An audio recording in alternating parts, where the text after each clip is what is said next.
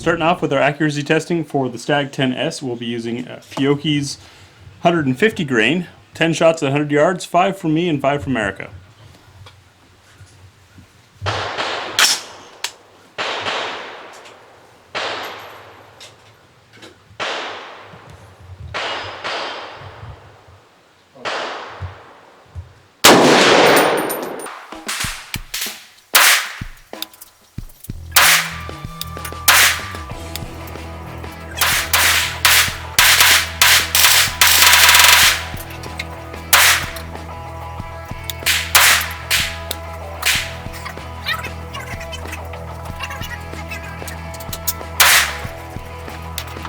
The upper left target was the Fiocchi 150 grain. Now the upper right target will be using SIG Elite Performance Ammunition's 168 grain.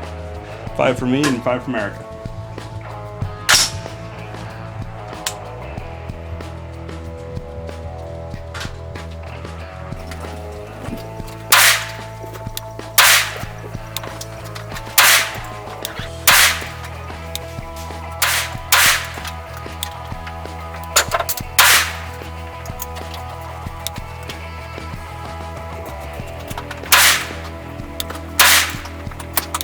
And our fourth load is the Hornady TAP 168 grain AMAX. That'll be bottom left target.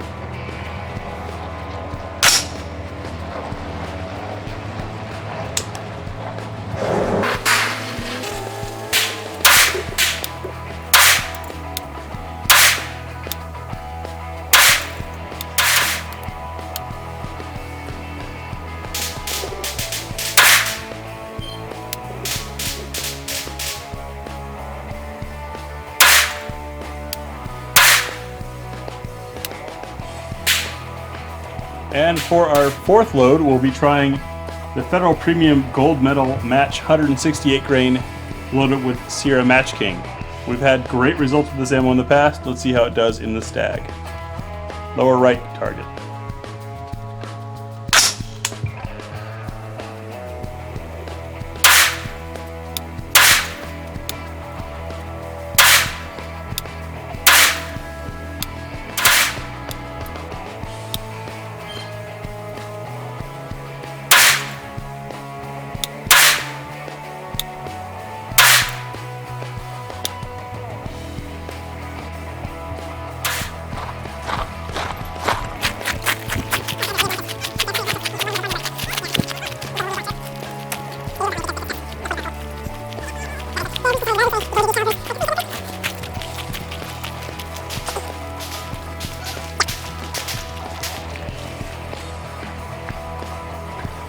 So here are our results.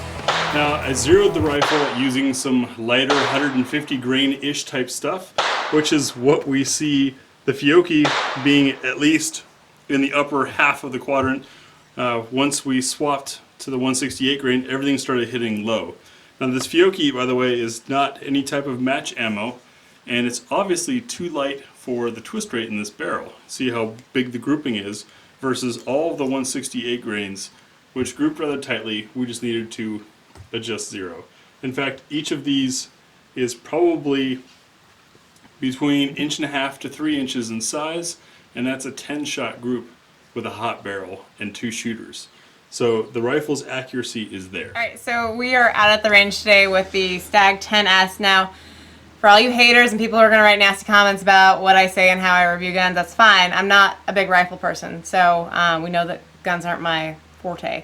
But 308 is probably not the caliber that I love to shoot. If we were going to be out at the range just hanging out, plinking, doing whatever, this would not be what I would sit down with. It's just a little bit too big of a caliber for me. It's a little too uncomfortable.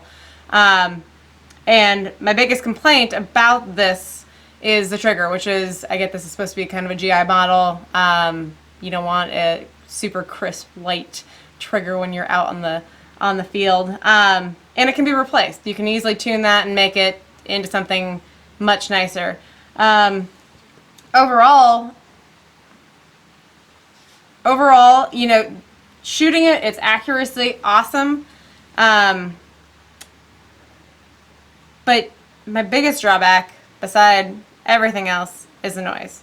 It is loud. like really loud, louder 4th of July loud. And you get this blast wave.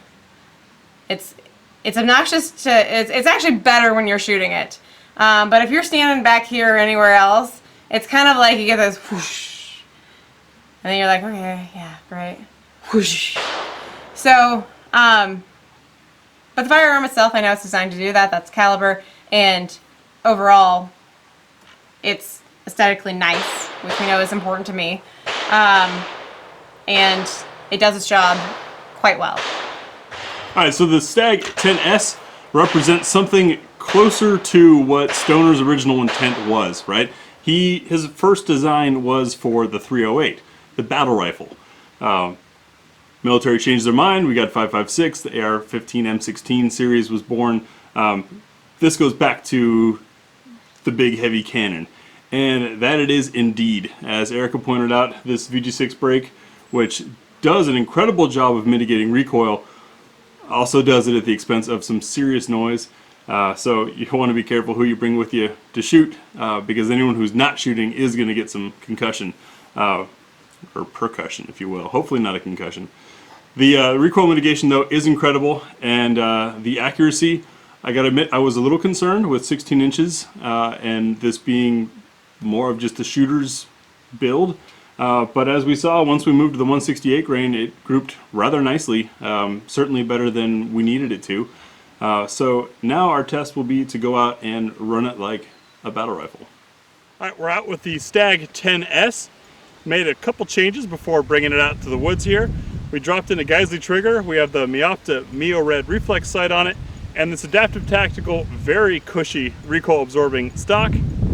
We've got 4 full mags, Magpul and Hex Mag, different generations of Magpul, and 4 different loads of 308. And we want to just run through these different loads, different weight. Some are steel, some are brass, and see how they run. Just chomping away at the ammo. Starting off with some hot shot ammo from Century Arms.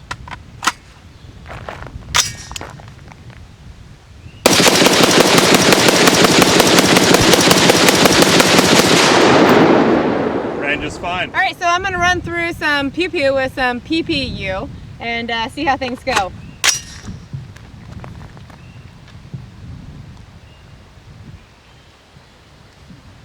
Helps if I put it on fire.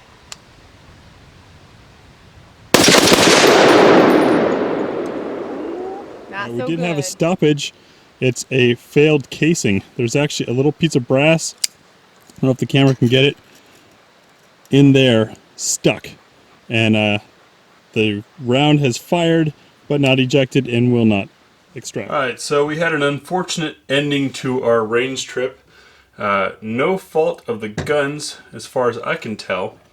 The problem was this brass. This was a round of PPU, and it looks a bit swollen. Right there you see that chunk tore off of the brass. That's where the extractor was trying to grab onto, and the brass itself tore off.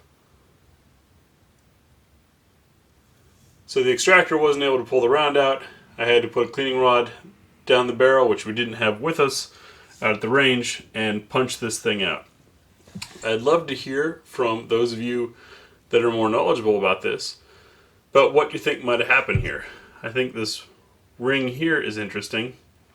I did not grab any of the fired brass from when we were out there shooting, but best I can tell, this failure is ammo related and what you get when you buy cheap ammo.